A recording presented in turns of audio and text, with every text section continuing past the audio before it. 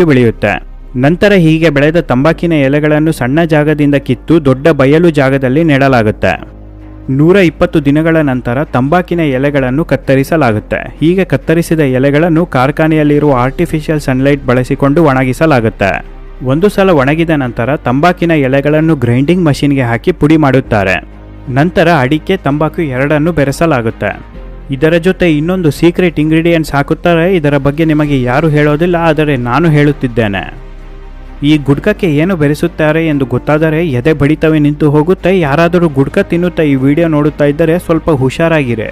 ವೀಕ್ಷಕರೇ, ಭಾರತ ದೇಶದಲ್ಲಿರುವ ಎಲ್ಲ ಗುಡ್ಕ ಬ್ರ್ಯಾಂಡಿಗೆ ಗ್ಲಾಸ್ ಪುಡಿ ಬೆರೆಸಲಾಗುತ್ತೆ. ಹೌದು ವೀಕ್ಷಕರೇ, ನೀವು ಸರಿಯಾಗಿ ಕೇಳಿಸಿಕೊಂಡಿದ್ದೀರಾ, ಗಾಜಿನ ಪುಡಿ ಬೆರೆಸುತ್ತಾರೆ. ಗ್ಲಾಸ್ ಬಾಟಲ್ಗಳನ್ನು ಮಷಿನ್ಗೆ ಹಾಕಿ ನುಣ್ಣಗೆ ಪುಡಿ ಮಾಡಲಾಗುತ್ತೆ.